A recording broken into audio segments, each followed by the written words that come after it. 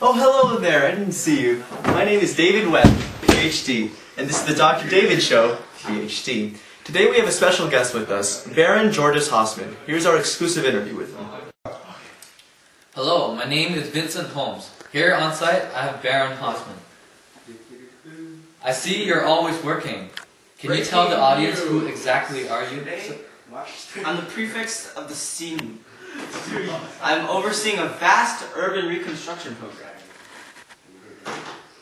What is the purpose of spending mass amounts of money on the reconstruction program? To reconstruct. Yes, but why are you reconstructing? Well, we want to beautify the land and allow for the quick deployment of troops and to increase the efficiency of the police. Can you please explain some of the changes you are making? Well, we removed the small streets and replaced them with wide boulevards.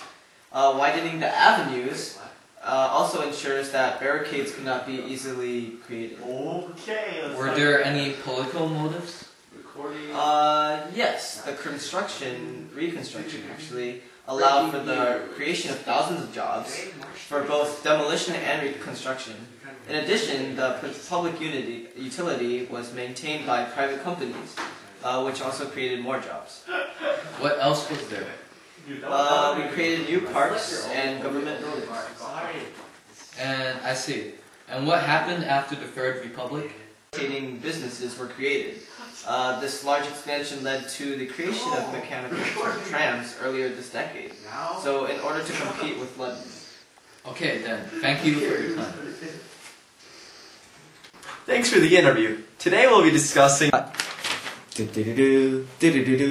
Breaking news! Today, March 31st of 1889, has become an important day in French history. The construction of the long-awaited Eiffel Tower has finally been completed. Standing at 324 meters tall, it is the tallest structure in the world, and is also a symbol for the city of Paris and all of France. Originally, it is meant to be the entrance arch to the 1889 World's Fair, but now it has become a global cultural icon of France, as well as one of the most recognizable structures in the world. Built as a temporary structure for the International Trade Exposition of 1889, it represents the impact of middle-class commerce and the reign of iron and steel. However, because of its great significance representing the steel industry of France during the Second Industrial Revolution, and representing the independence of political and industrial affairs from religion, it is now kept as a permanent structure. On the other hand, several deaths have been reported in the urban areas of Paris. Experts such as Rudolf Virchow have identified that these deaths are due to the horrible sanitary conditions and the laboring population.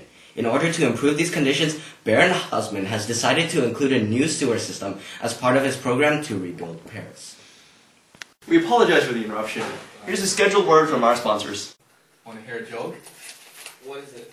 Women's rights. Oh, the corner!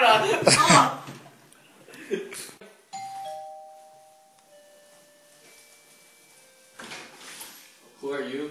Hello! My name is Oliver Brown from the English government, and this is my partner, Dr. Higginbottom. And we're here to show you all the wonders of the new advancements of technology of sanitation.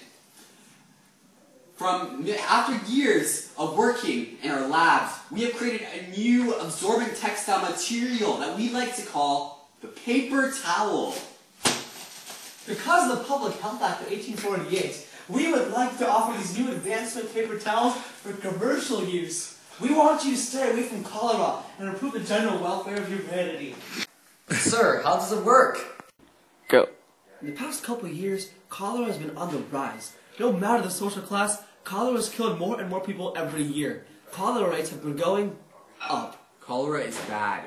Paper towels are good. Paper towels prevent cholera. But I'm rich. How does cholera affect me? Well, paper towels are for all classes. Cholera has been killing everybody. Wait, sir, I'm poor. How can I afford paper towels to prevent cholera? You can't! But even if you're part of the middle class, you, sir, cannot die of cholera for just 2 easy payments of 200 shillings and 1 complicated payment of 199 shillings. Welcome back to the Dr. David Show, PhD. We're going to take a look at the ascendancy of the middle class with some experts. During the later 19th century, the middle class became very diverse. There were three main subclasses. The very top, railway owners and owners of big businesses, were largely prosperous and almost uniform with the aristocracy. Some people who exemplified the qualities of this subclass are W. H. Smith, seen in this picture, and the Krupp family. Underneath this subclass were the well-off citizens, entrepreneurs, and professionals.